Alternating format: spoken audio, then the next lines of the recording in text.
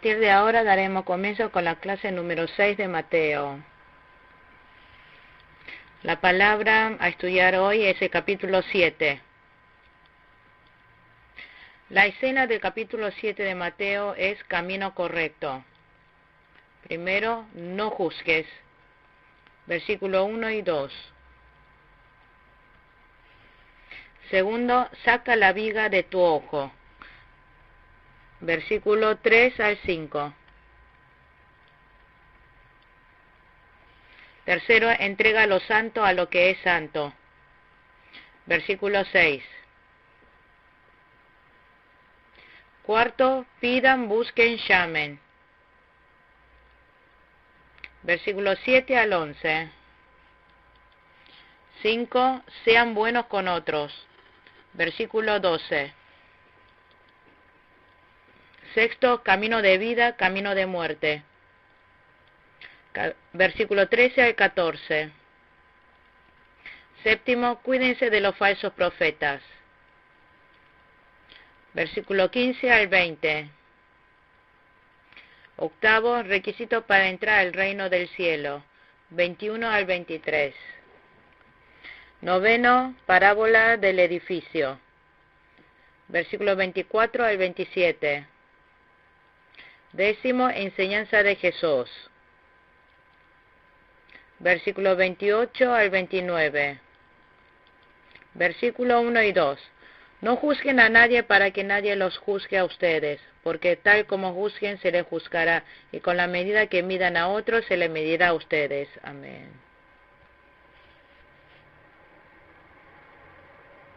Si no quiere que le juzgue, entonces que no juzgue a otros.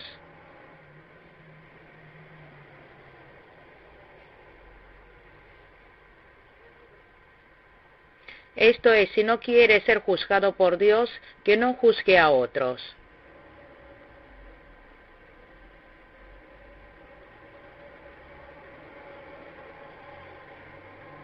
Porque si llegamos a juzgar a otros, recibiremos el juzgamiento de Dios. Entonces, ¿qué es juzgar?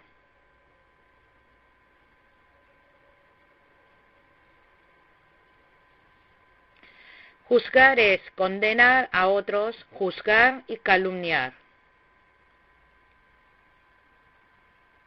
Condenar, calumniar y juzgar.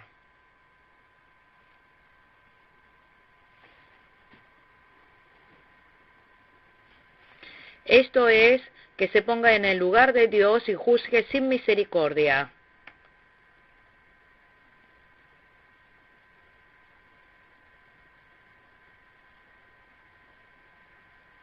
Sin misericordia se pone en el lugar de Dios y juzga a otros.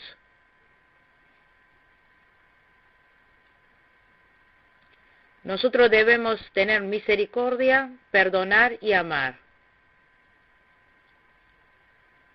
Mateo 6:14 aparece.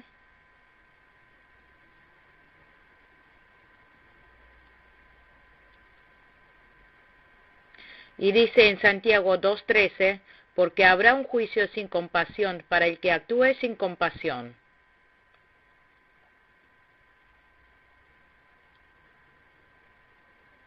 No hay nadie en el mundo que pueda ser justo delante de Dios.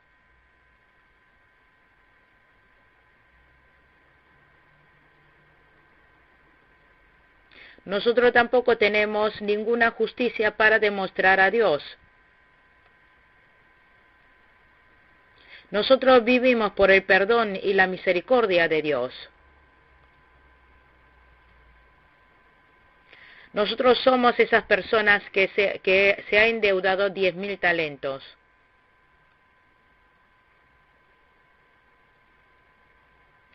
El mal que me haya hecho el otro, como 100 denarios, hay que perdonar.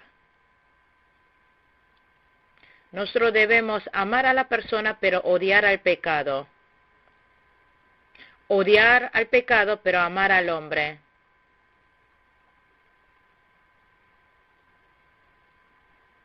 Debemos saber perdonar 7 veces 7, aunque el otro me haya hecho mal. Mateo 18, 21 al 35.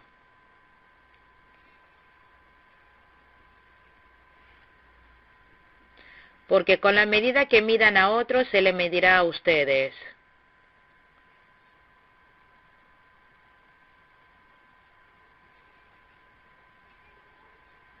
¿Qué significa medir? Es pesar.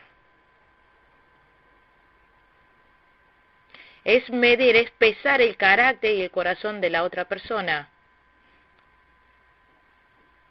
Por ejemplo, esa persona, ¿cuánto pesará? ¿Cómo será esa persona? ¿Qué trabajo tendrá? ¿Cómo será su linaje familiar? ¿De qué tipo de sangre será? ¿Cuánto dinero tendrá?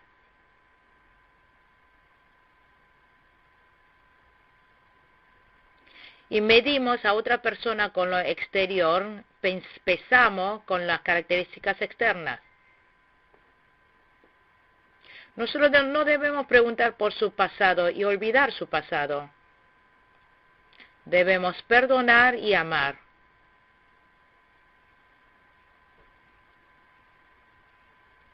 Y delante de Dios nosotros debemos obrar bien. Dios mira nuestro interior. Porque si nosotros medimos a otro, Dios también nos medirá a nosotros.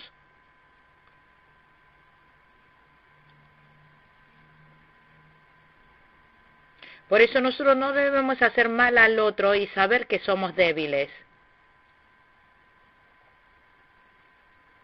Debemos amar, exhortar, comprender a las otras personas.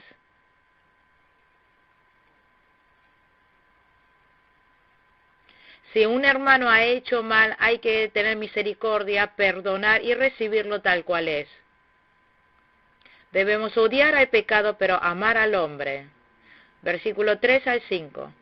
¿Por qué te fijas en la astilla que tiene tu hermano en el ojo y no le da importancia a la viga que está en el tuyo? ¿Cómo puedes decirle a tu hermano, déjame sacarte la astilla del ojo, cuando ahí tienes una viga en el tuyo? Hipócrita, saca primero la viga de tu propio ojo y entonces verás con claridad para sacar la astilla del ojo de tu hermano. Amén.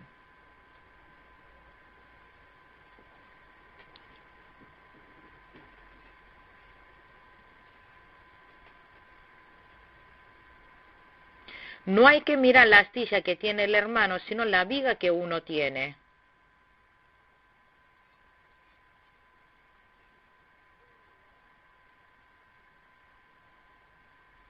La astilla del que tiene el hermano es una señalización del actuar exterior hacia afuera.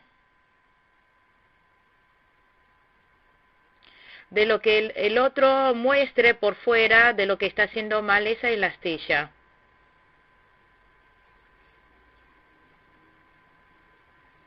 Pero la viga que hay dentro de nuestro ojo son nuestra corrupción y nuestro pecado.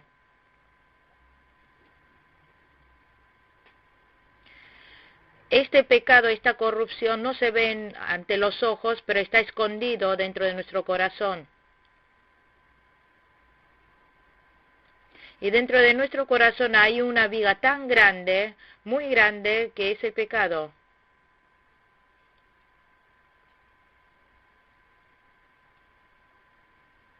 Por eso nosotros, antes de ver la astilla que tiene en el ojo del hermano, tenemos que ver la viga que tenemos cada uno. Debemos sacar primero la corrupción interna que tenemos dentro nuestro. Porque la corrupción del pecado que tenemos dentro de cada uno es mucho más grande que la falta del hermano que es pequeño. Por eso hay que arrepentirse uno mismo primero. Antes de ver las decisiones que hay que tomar para con uno, hay que ver lo que tiene uno mismo. Antes de sanar a otro, hay que sanarse a sí mismo.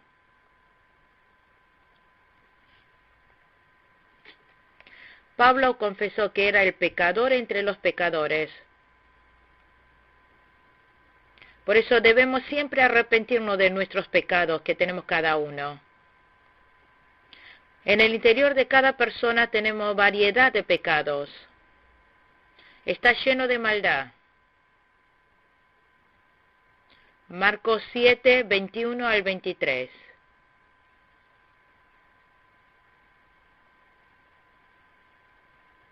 Por todos estos pecados que tenemos adentro debemos clamar, gemir, arrepentirnos.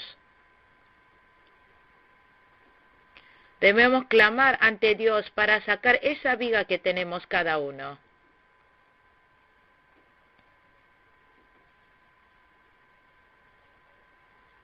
Antes de condenar al otro de que está haciendo mal, hay que sacar la viga que uno tiene. Antes de sanar a otra persona, debemos sanarnos a nosotros mismos. Primero debemos arreglar, remendar nuestro corazón antes de arreglar el del otro. Hay que aceptar como es.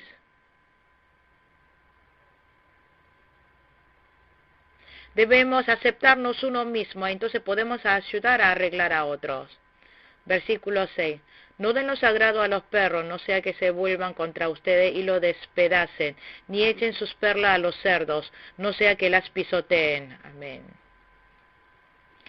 Los santos y las perlas son todo lo que están en Dios.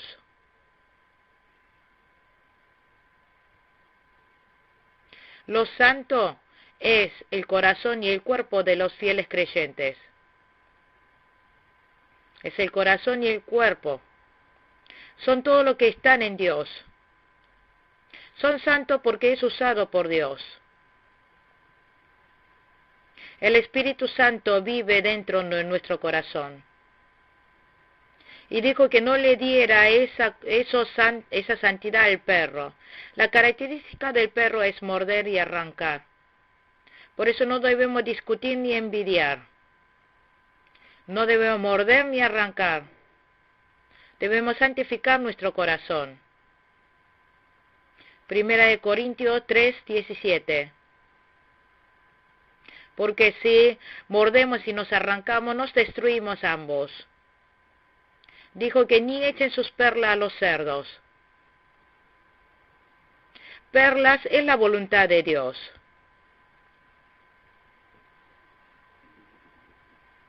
Significa no hacer mal uso de la voluntad santa de Dios.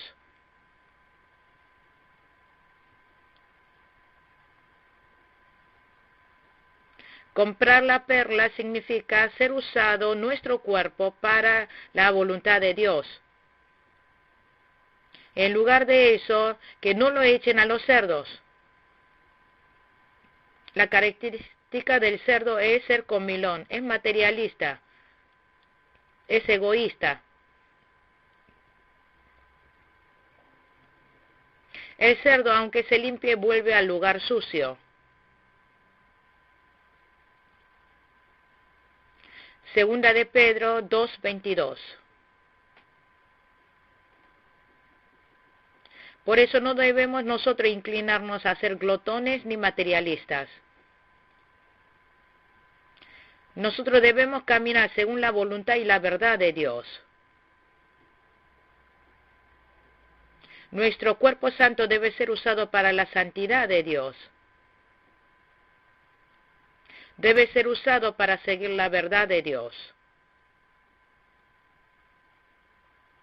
Versículos 7 y 8. Pidan y se les dará, busquen y encontrarán, llamen y se les abrirá, porque todo el que pide recibe, el que busca encuentra, y al que llama se le abre. Amén.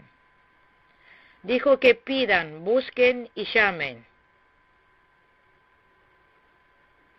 Pidan lo espiritual. Debemos pedir primeramente su reino y su justicia. Mateo capítulo 6, 34. Hay que recibir el gobierno de Dios. Hay que recibir la guía de Dios. Eso es pedir por lo espiritual. Y luego dijo que busquen. Busquen la voluntad de Dios.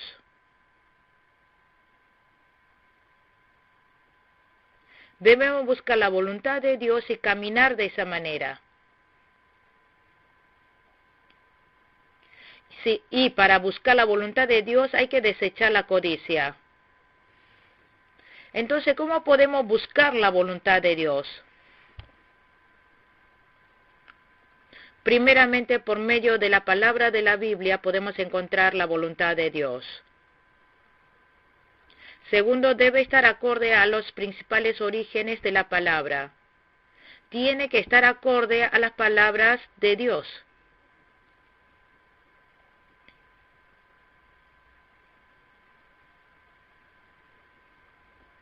En tercer lugar, tenemos que ver la providencia de Dios y buscar su voluntad. Hay un camino que Dios nos guía.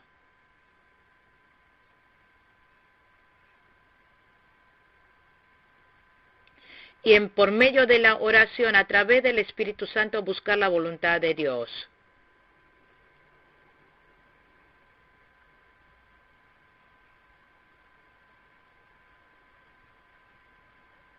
Y si seguimos en duda, debemos preguntarle a los que han estudiado, a los ministros y a nuestros líderes y mentores. Luego dijo que llamaran. Esto significa que se esfuercen para que se haga la voluntad de Dios. Que debemos esforzarnos para obtener la respuesta de parte de Dios. Entonces Dios abrirá la puerta. Dios escuchará nuestra oración y nos responderá. Y podemos llegar a la meta de nuestra vida de fe. Versículos 9 al 11. ¿Quién de ustedes si su hijo le pide pan le da una piedra, o si le pide un pescado le da una serpiente? Pues si ustedes, aun siendo malos, saben dar cosas buenas a sus hijos, ¿cuánto más su Padre que está en el cielo dará cosas buenas a los que le pidan? Amén. No hay ningún padre que si el hijo pide pan le da una piedra. No hay ningún padre que cuando el hijo le pida un pescado le dé una serpiente. Nosotros los hombres somos malos, pero sabemos dar lo mejor a nuestros hijos. Nosotros ya en sí somos egoístas. Nosotros somos codiciados. Pero queremos dar lo mejor a nuestros hijos.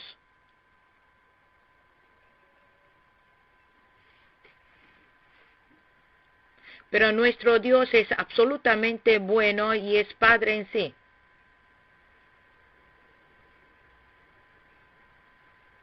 Entonces, ¿por qué no le dará a sus hijos lo que le piden si Él es bueno? Todo lo que nosotros necesitamos, Dios nos la da. Ha dado a su propio Hijo para con nosotros sin escatimar. Romanos 8:32.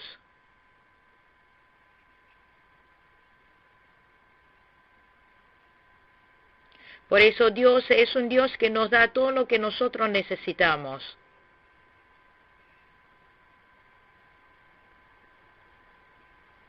Por eso nosotros debemos seguir insistiendo en oración, sabiendo que recibiremos lo mejor. Cuando oremos debemos dejar la duda. No desesperar porque no está llegando la respuesta, seguir tocando. Y cuando oremos nosotros no debemos orar con egoísmo, sino debemos orar buscando la voluntad de Dios. Versículos 12. Así que en todo traten ustedes a los demás tal y como quieren que ellos los trate a ustedes. De hecho, esto es la ley y los profetas. Amén. Así que lo traten a los demás como uno quiere.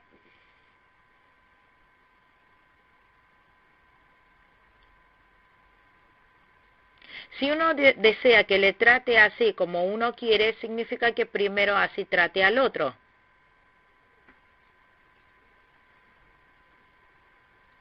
Es que yo haga primero lo que yo deseo que el otro me haga.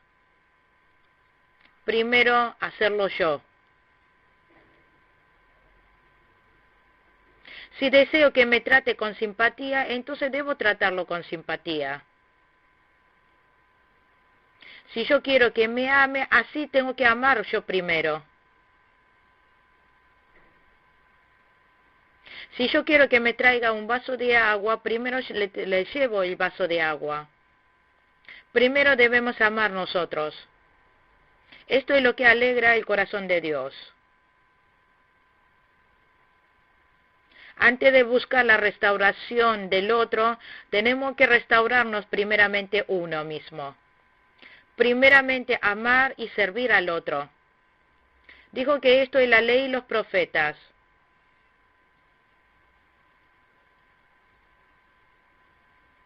Porque la parte importante y principal de la ley y de los profetas es amar y servir.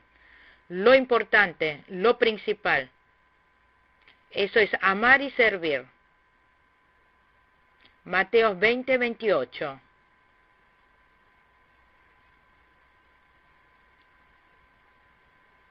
¿Por qué habrá puesto que pida primero y luego dice que sirva primero? Significa que primero debemos tomar de Dios y luego compartirlo con los hombres. No debemos pensar recibir algo de los hombres. Nosotros no debemos depender de los hombres, sino solamente amarlos. Pero nosotros sí debemos recibirlo de Dios. Debemos orar y recibir las cosas de Dios.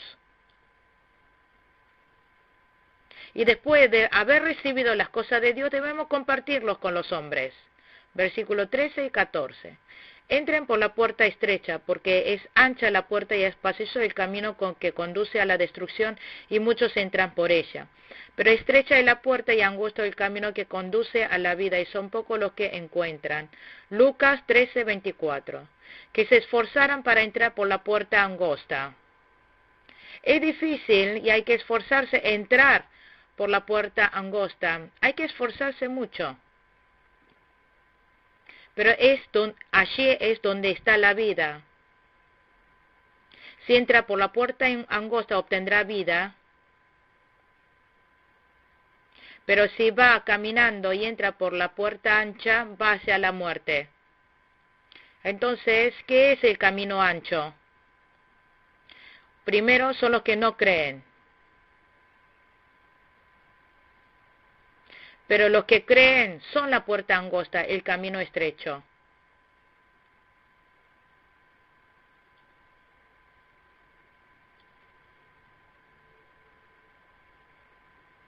En segundo lugar, en medio de la gente que cree en Jesús, hay quienes van por camino angosto y otro por ancho.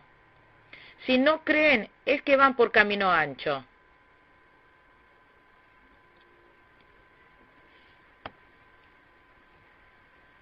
Pero hay algunos que creen en Jesús, pero van por el camino ancho.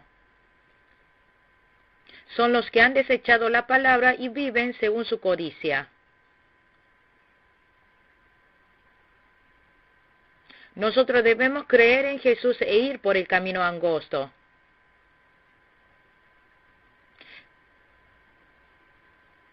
Y en esta senda, aunque haya sufrimiento, dolor y cruz, es el camino de ir por la senda angosta.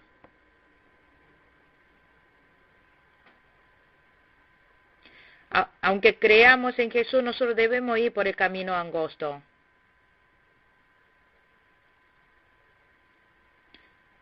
Y los que creen en el Señor Jesucristo debemos caminar según la palabra de Dios.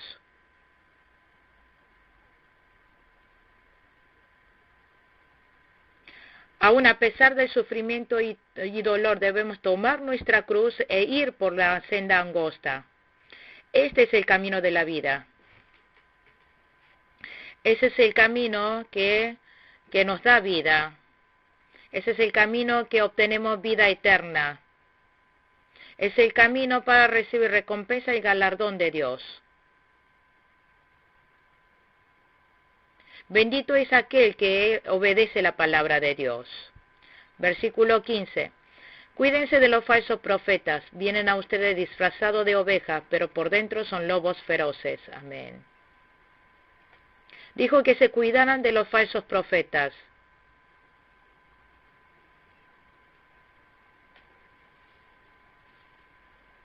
Que si somos engañados por los falsos profetas, no podremos creer bien. En los últimos días de los últimos tiempos se levantarán muchos falsos profetas y maestros. Jesús señaló de esta manera las señales de los últimos tiempos. Dijo que se le iba a levantar muchas sectas. Mateo 24, versículo 11 y 24.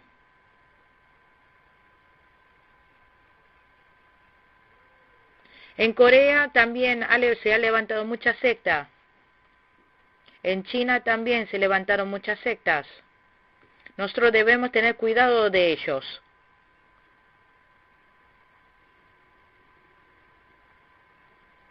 Si somos engañados por los falsos profetas, será en vano la vida espiritual esforzada.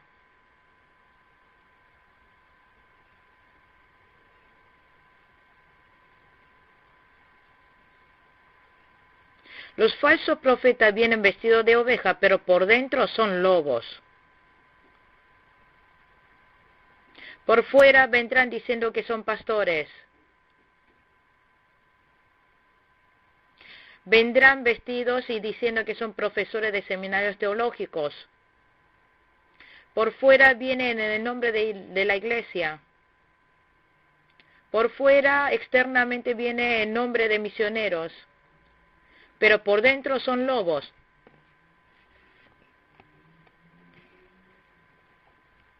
Llevan la Biblia, pero enseñan incorrectamente la palabra. Son diferentes las doctrinas básicas. Gálatas capítulo 1, versículo 6 al 7. Llevan y traen otros evangelios. No traen el verdadero evangelio, sino otro distorsionado. Enseñan incorrectamente la palabra. Si sacan o agregan algo de la Biblia está mal. Apocalipsis capítulo 22, 18 al 19. Versículo 16. Por sus frutos los conocerán. ¿Acaso se recogen uva de los espinos o higo de los cardos? Amén. No se puede recoger uva de los espinos. Tampoco se puede recoger higo de los cardos.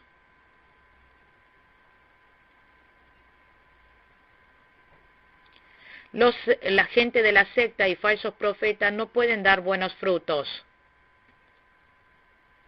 Los verdaderos ministros dan buenos frutos. Los verdaderos ministros dan fruto del Espíritu Santo. Dan fruto de luz.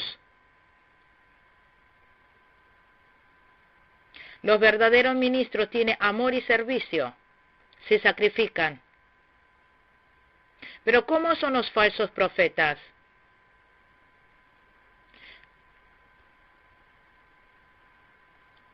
Los frutos de los falsos profetas son mundanales, materialistas, lujuriosos, humanistas.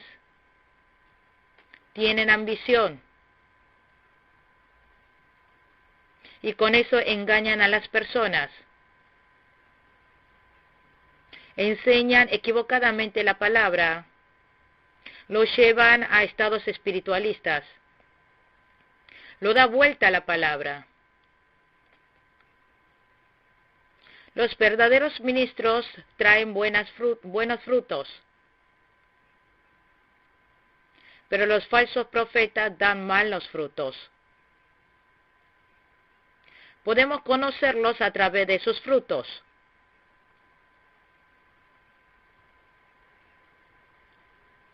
Pero al principio, como viene vestido de oveja, los fieles no lo reconocen muy bien. Por eso no se debe conversar con los sectarios. No se debe discutir con los sectarios.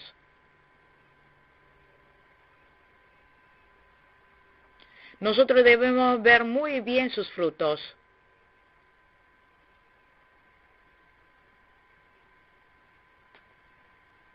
Y si vemos que sus frutos vienen de la ambición, debemos alejarnos prontamente.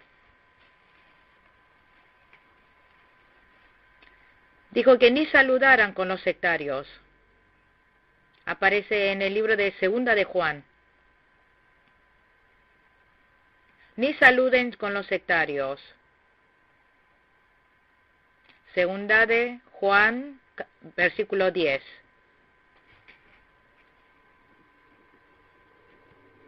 Versículo 17 al 20. Del mismo modo, todo árbol bueno da fruto bueno, pero el árbol malo da fruto malo. Un árbol bueno no puede dar fruto malo, y un árbol malo no puede dar fruto bueno. Todo árbol que no da buen fruto se corta y se arroja a fuego, así que por sus frutos los conocerán. Amén. Buen árbol da buen fruto, mal árbol da frutos malos. Buenos mentores, buenos siervos dan buenos discípulos.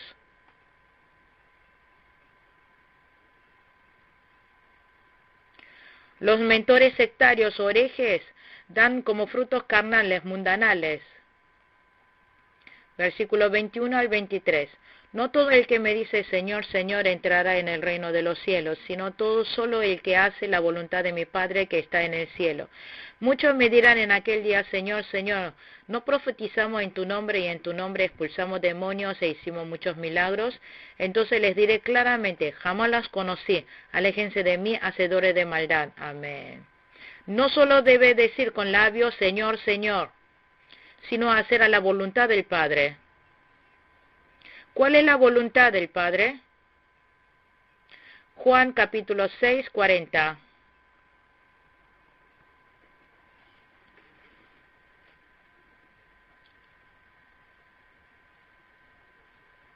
La voluntad del Padre es que todo lo que ven al Hijo y crean en Él tiene vida eterna. La voluntad de Dios Padre es que crea en Jesús y tenga vida eterna.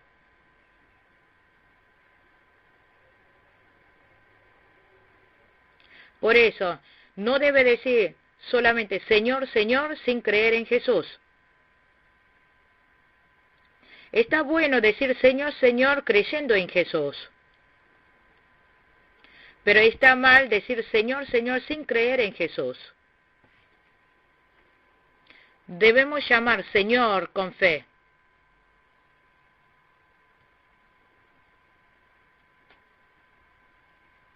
Como dice en el versículo 22, muchos pretenden ser profetas en el nombre de Jesús. Actúan con poder. Pero nuestro Dios le dijo que no los conocían. No los reconocían. No les dio recompensa. Por eso, cuando nosotros hagamos las cosas del cielo, debemos hacerlo con fe. Tenemos que hacer a la voluntad de Dios en obediencia, creyendo. No debemos vivir según nuestro egoísmo.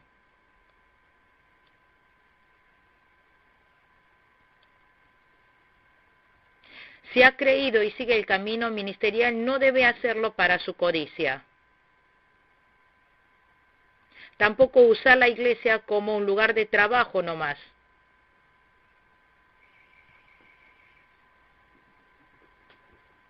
Es más, nosotros debemos ser usados por Dios y consagrarnos.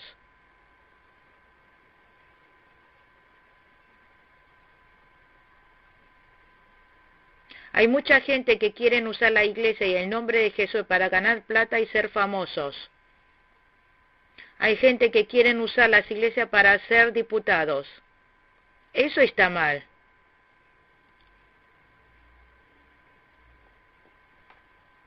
Utilizar a la iglesia y a Jesús está mal. Nosotros debemos sacrificarnos, es más, por el reino de Dios. Y en obediencia a la palabra de Dios debemos hacer la obra para Dios.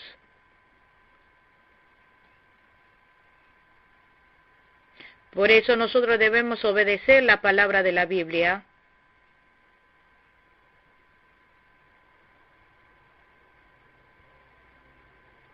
Y como en forma bíblica debemos ser ministros, pastores y misioneros según la voluntad de Dios. Versículo 24. Por tanto, todo el que me oye estas palabras y las pone en práctica es como un hombre prudente que construyó su casa sobre la roca. Amén.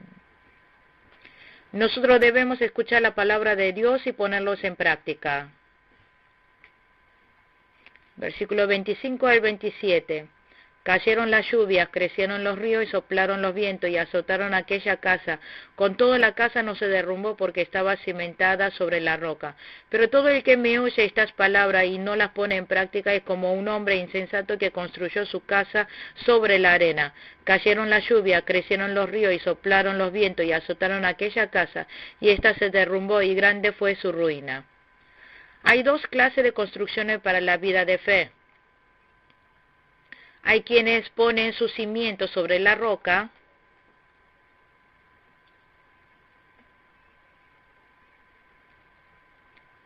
y otro pone sus cimientos sobre la arena.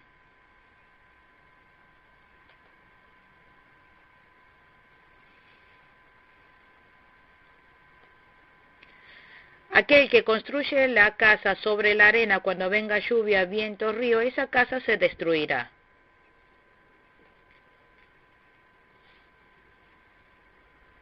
Pero el que ha construido sobre la roca, aunque venga viento, lluvia y río, no le pasa nada.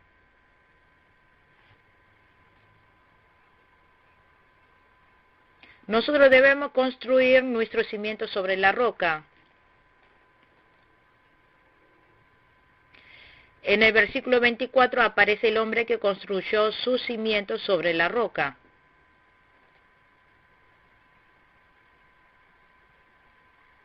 Es aquel que escucha la palabra de Dios y lo pone en práctica. Es aquel que comprendió la palabra de Dios. Mateo 13, 23.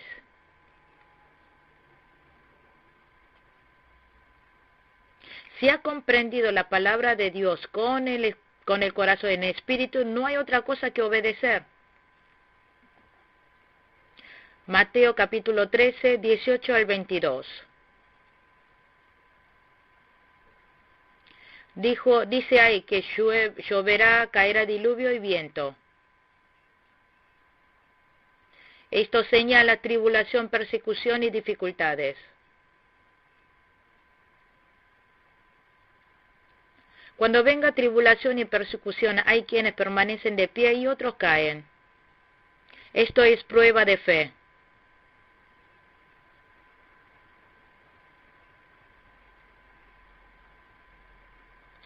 Cuando lo que no están bien parado por la fe, cuando vengan persecuciones, dificultades y tribulaciones, no permanecen en pie, caen. Por eso nosotros debemos avanzar con la seguridad en la verdad de la palabra. Debemos obedecer la palabra de Dios, para que no tambaleemos nuestra fe cuando venga tribulación y la persecución. Santiago 2:17.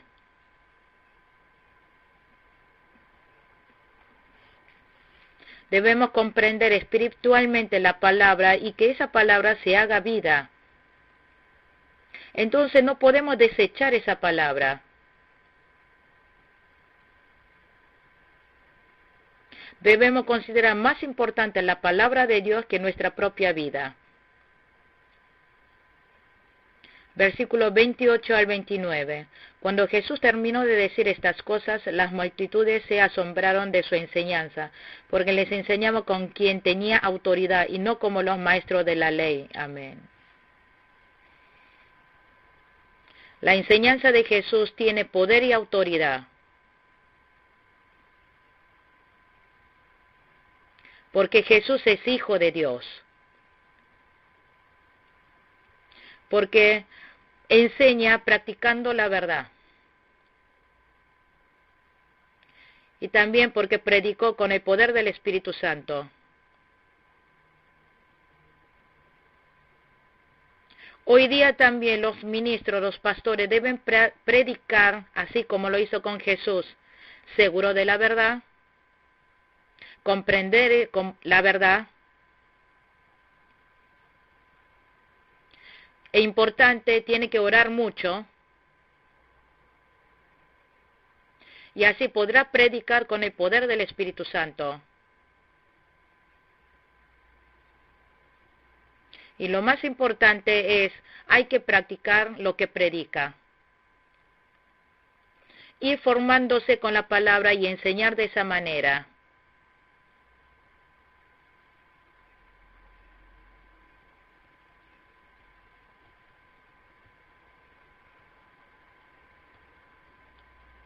Un cangrejo papá que camina de costado, él caminando de costado le dice a sus hijitos que camine derecho.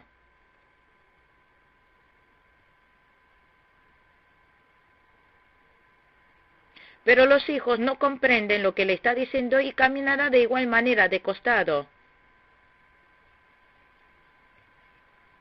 Jesús se enseñó así con autoridad y poder.